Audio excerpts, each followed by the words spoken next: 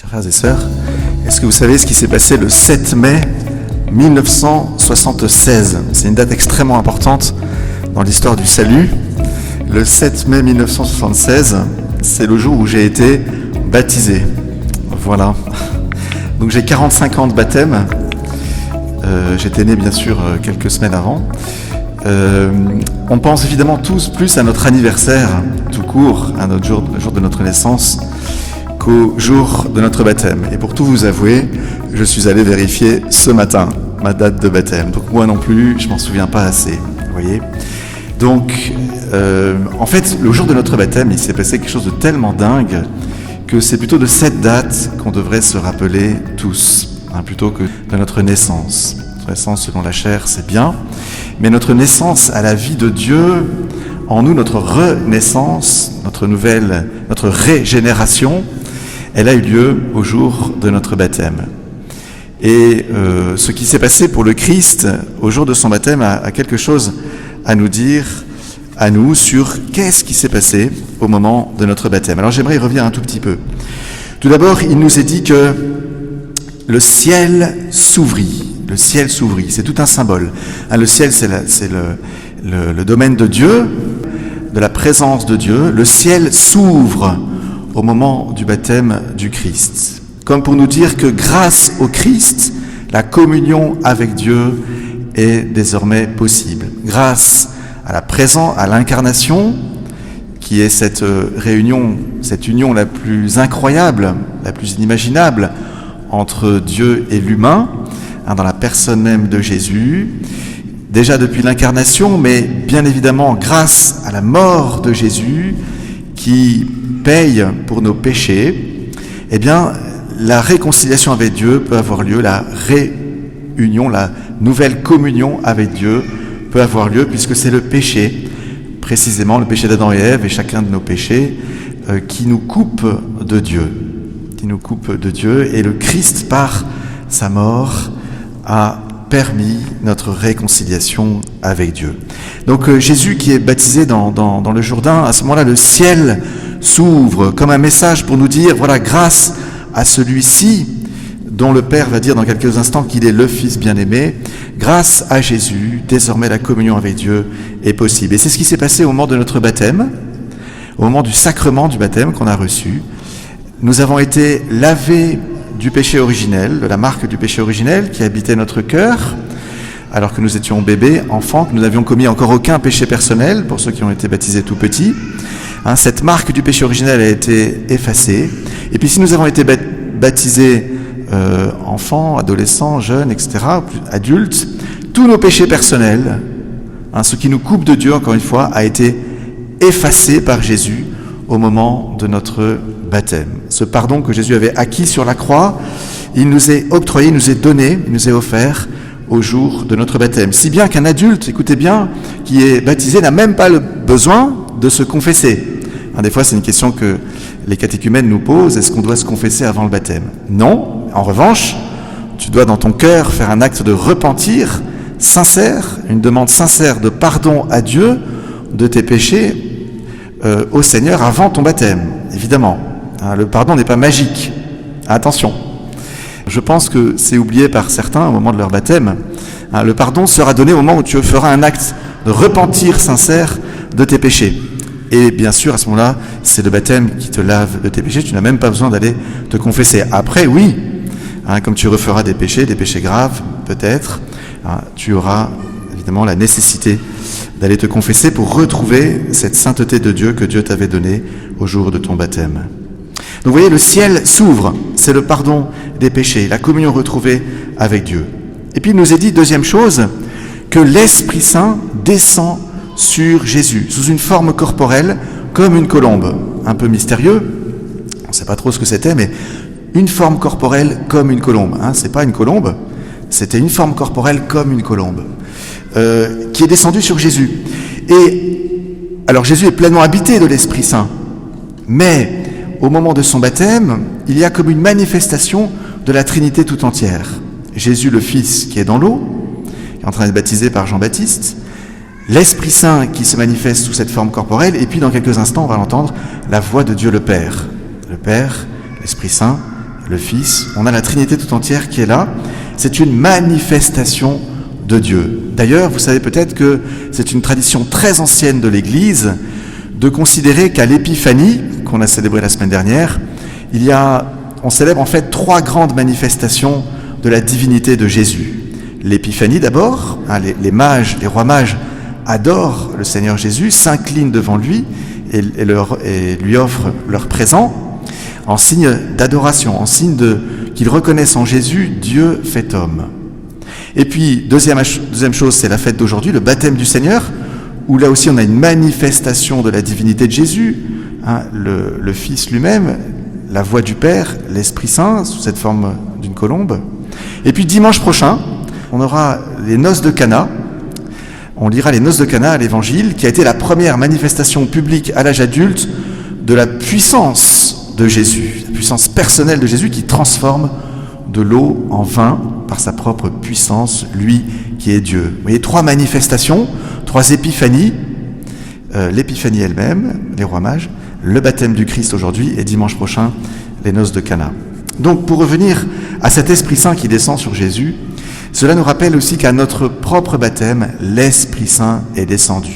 Cette grâce du Christ dont parlait la deuxième lecture, cette grâce du Christ qui nous permet de résister aux attraits du monde, aux passions désordonnées qui nous habitent, de les maîtriser, de les dominer, de les canaliser, pour ne pas faire ce vers quoi elle nous pousse, de résister à l'attrait du péché et positivement pour faire le bien.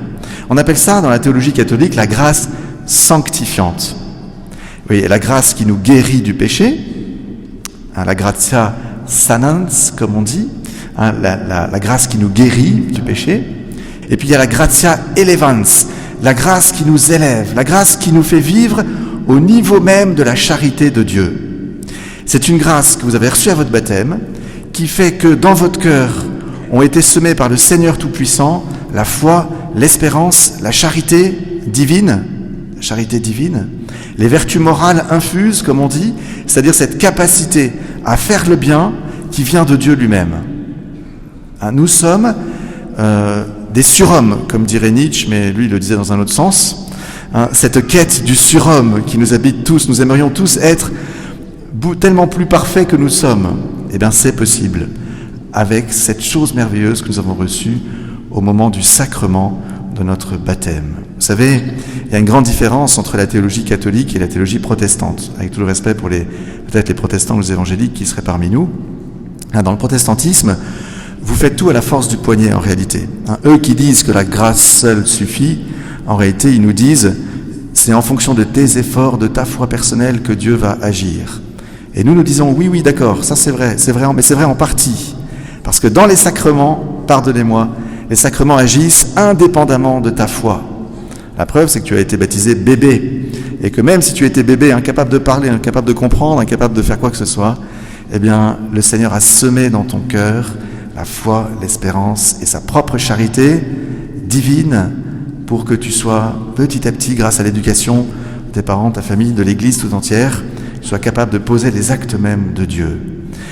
Les sacrements agissent, chers frères et sœurs, comme on dit, ex opere operato, c'est-à-dire par le fait même d'être célébré, le sacrement est donné, le sacrement est agissant. Et vous avez même le droit, écoutez bien, parce que ça, je pense que beaucoup d'entre vous ne le savent pas, le baptême est une chose tellement merveilleuse, le sacrement du baptême est une chose tellement merveilleuse que l'Église nous dit que tout homme, toute femme, même non croyante, même musulmane, même bouddhiste, peut donner le baptême en cas d'urgence, quand c'est nécessaire. Exemple, un accident de la route, les gens sont à moitié agonisants sur le bitume, et vous trouvez par exemple parmi eux un enfant, un bébé, qui va mourir dans quelques instants. Vous avez non seulement la capacité, mais le devoir de le baptiser. Parce que vous savez que Jésus nous a dit « Nul ne peut entrer dans le royaume des cieux à moins de renaître de l'eau et de l'Esprit Saint », dit Jésus à Nicodème. C'est le moyen que nous connaissons, en tout cas, grâce aux paroles du Christ. Et si bien que l'Église nous dit « Vous avez dans ce cas même le devoir de baptiser cet enfant ». Et vous pouvez le faire, vous prenez de l'eau et vous dites, en versant sur sa tête « Je te baptise au nom du Père et du Fils et du Saint-Esprit ». Et même si vous êtes bouddhiste, musulman, incroyant, pour peu que vous vouliez faire ce que veut faire l'Église, eh bien, cette personne est baptisée. Pourquoi est-ce qu'il y a cette disposition merveilleuse ? Parce que le Seigneur veut que nous recevions le baptême. Le Seigneur aime la vie, il veut que les hommes et femmes mariés parmi nous fassent des enfants, donnent la vie à de nouveaux êtres. Vous qui vous préparez au mariage, écoutez bien, c'est la volonté de Dieu que vous donniez la vie, et généreusement. Mais Dieu veut bien sûr emporter chacun de nous dans l'éternité. Et c'est pourquoi il veut aussi, c'est son désir profond, que tout homme, toute femme, un jour, accède à la grâce du baptême, parce que c'est la grâce du baptême qui nous met en communion avec le Christ, et que c'est le Christ qui nous a remis en communion avec Dieu en nous pardonnant nos péchés sur le bois de la croix. Quelle chose merveilleuse que le baptême que nous avons reçu.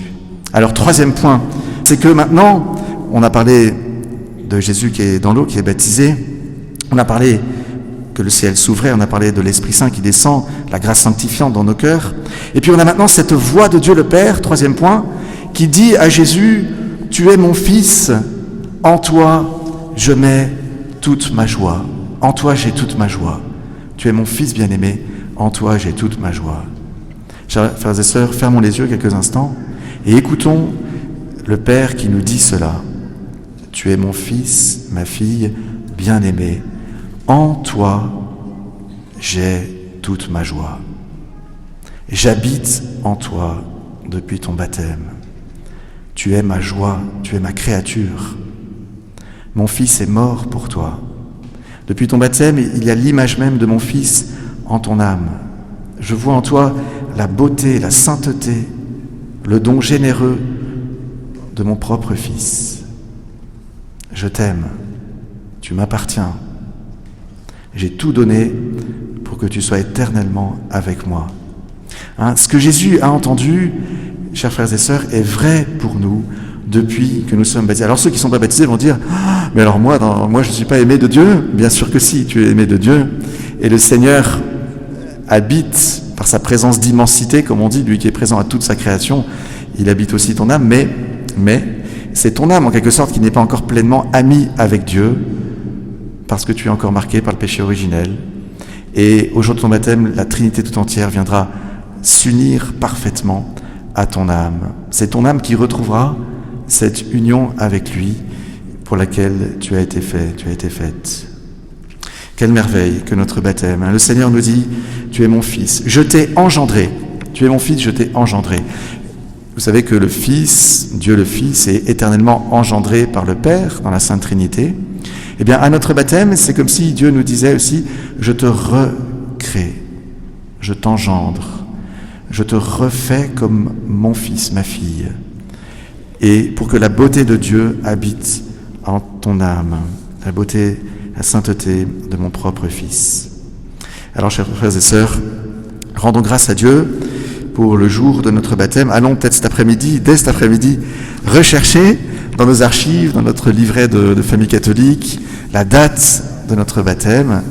Essayons de la mémoriser, de nous en réjouir chaque année, où elle se présentera de nouveau dans le calendrier, et que nous puissions fêter notre anniversaire de notre renaissance à la vie de Dieu en nous, nous qui sommes appelés à être d'autres Christ, à être avec Jésus, prêtres, prophètes et rois. Prêtres qui font descendre la grâce de Dieu dans le cœur des hommes, par notre prière personnelle, notre intercession pour le monde et pour les personnes que nous connaissons. Vous êtes tous prêtres aussi par votre baptême.